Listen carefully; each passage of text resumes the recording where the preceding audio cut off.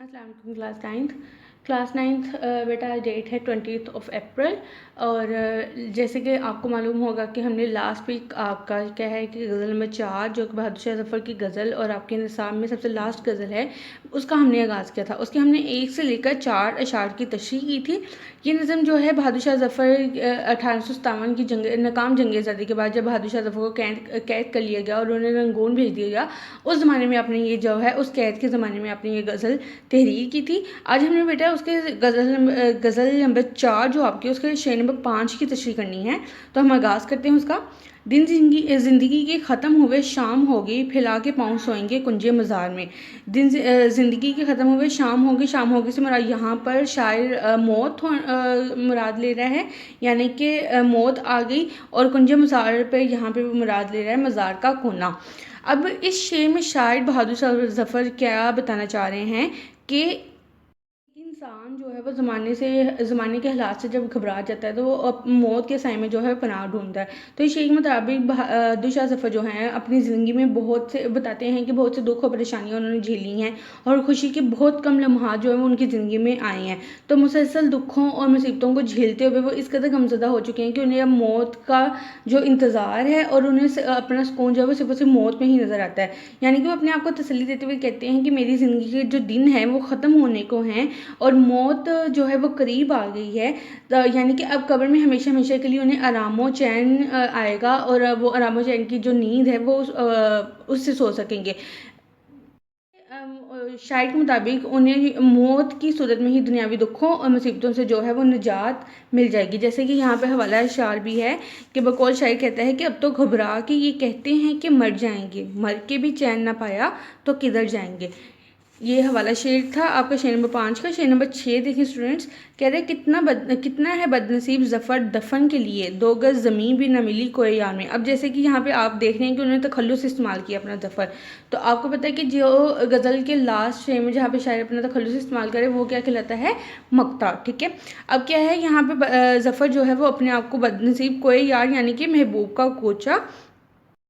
अब इस शेर में बहादुर शाह ज़फ़र क्या कह रहे हैं कि अपने आप को मुखातिब करते हुए कहते हैं कि जैसे कि हमें पता है बहादुर शाह ज़फ़र जो है वो ख़ानदान मुग़लिया के आखिरी ताजदार थे और 1857 की नाकाम जंग आज़ादी के बाद उन्हें अंग्रेज़ों ने कैद कर लिया था और रंगून जो कि मौजूदा बर्मा का शहर यंगून के नाम से जाना जाता है वहाँ पर उनको कैद कर लिया गया था और उनके बेटों को उनके सामने कत्ल किया गया था। ये सारा कुछ हमने उनके जो है तारुफ में पढ़ा है।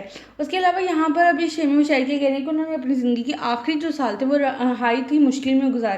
तो बिलाखिर उनका जो इंतकाल था वो रंगून में ही हुआ उसी कैद के दौरान। और इससे बड़ी उनकी क्या बदनसीबी कहलें हो सकती है कि इन्हें अपने महबूब वतन यानी कि जो उनका महबूब वतन था हिंदुस्तान, वहाँ पर उन्हें दफन होने के लिए भी थोड़ी सी जगह, 2 गज ज़मीन से मुराद यानी कि थोड़ी सी जगह भी अपने महबूब वतन में दफन होने के लिए नहीं मिली कि वो रंगून में ही कैद हुए और रंगून में ही उनका इंतकाल हुआ और वहीं पर उनको जो है दफना दिया गया। तो वहाँ यहाँ पे इस शेर में शायर जो है अपने आप की बदनसीबी बदकिस्मती को जाहिर कर रहे हैं कि वो किस कदर बदनसीब है कि उन्हें अपने महबूब वतन में भी दफन होने के लिए 2 गज ज़मीन नहीं मिली। इसका बेटा हवाला अशार में आपको बताती चलती हूँ कि मट्टी नसीब ना हो सकी कोई यार की, आखिर उठा दिए गए इसकी गली से हम।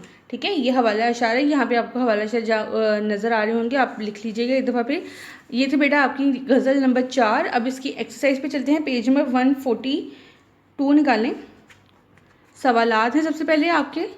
सवालात के जवाब मैं बोलती हूँ, आपने उनको बहुत अच्छे से और बहुत ध्यान से सुनकर अपने नोटबुक्स पर जो है राइट कर लेना है। ठीक हो गया स्टूडेंट्स। एक है कि इंसान की उम्र दराज के 4 दिन कैसे कटते हैं। इंसान की उम्र दराज के 4 दिन 4 दिनों में 2 दिन आरजू में कट जाते हैं और 2 उस आरजू के पूरा होने के इंतज़ार में। उसके बाद है बुलबुल को बागबा और सियाज से क्या गिला है। बुलबुल को बागबा और सियाज से कोई गिला नहीं। बुलबुल की किस्मत में क्या लिखा था, बहार के मौसम में कैद होना बुलबुल की किस्मत में लिखा था। शायर अपनी हसरतों से क्या कहना चाहता है, शायर अपनी हसरतों से कहना चाहता है कि वो अपना बसेरा जो है वो कहीं और कर लें क्योंकि इसके दिल जो है दिल में बहुत पहले ही दाग हैं, इसलिए वो वहाँ पे उनको ठिकाना नहीं दे सकता। शायर ने अपनी किस बदनसीबी का जिक्र किया है। शायर ने लास्ट हमने नज़म अभी जो शेर पढ़ा है उसमें क्या शायर की बदनसीबी का जिक्र है कि जिस मुल्क का वो बादशाह था, मरने के बाद इसको वहाँ दफन होने के लिए जगह भी नसीब ना हुई। ये उसकी बदनसीबी थी। ठीक है स्टूडेंट्स, आगे सवाल नंबर 2 मायनी है, पीछे मैं आपको सारे मायनी बताती आई हूँ। सवाल नंबर 3 है, इराब की मदद से तलफ़्फ़ुज़ की निशानदेही करें। यहाँ पे आपको जो है इराब दिखा रही हूँ मैं, आपने इन इराब को जो है कर लेना है। ठीक है ओके स्टूडेंट्स। सवाल नंबर 4 है हमारे पास कॉलम। पहला कॉलम देखें, उजड़ा दियार को आप मिलाएंगे आलिम नापायदार से, उम्र दराज को मिलाएंगे 4 दिन से, आरजू को इंतज़ार से, बागबा को सियाद से, कैद को फसल बहार से, हसरतें को दिल दागदार से, दिन को शाम से, और 2 गज़ ज़मीन को कोया से। ये आपका कॉलम था। आगे आ जाए पेज नंबर 143 पर। यहाँ पर है कि मक्ते में शायर ने किस चीज़ की तमन्ना की है। तो मक्ते में शायर ने किस चीज़ की तमन्ना की है कि उसको अपने वतन हिंदुस्तान में दफन होने की तमन्ना थी, यानी कि इस चीज़ की उसने तमन्ना की है। ज़फ़र की इस गज़ल को गौर से पढ़ें दर्जे। अब यहाँ पे आपको गज़ल का मतला क्या होता है, गज़ल का पहला शेर। जो गज़ल का पहला शेर जो था हमारे पास, लगता नहीं दिल मेरा उजड़े दियार में, ये गज़ल का मतला है। ठीक हो गया। गज़ल का मक्ता जो अभी हमने लास्ट शेर पढ़ा है आपका कि कितना बदनसीब है ज़फ़र, ये इसका गज़ल का मक्ता हुआ। ठीक है। उसके बाद स्टूडेंट यहाँ पे कह रहा है कि इस गज़ल की रदीफ़। अब रदीफ़ क्या है, यहाँ पे आपको हर शेर के एंड पर लफ्ज़ नज़र आ रहा है। तो ये क्या है, मैं, यानी कि मैं जो है वो इसकी रदीफ़ है। आगे बेटा है कि कोई से 4 काफ़ियों की निशानदेही करें। तो काफ़िए कौन कौन से इसमें,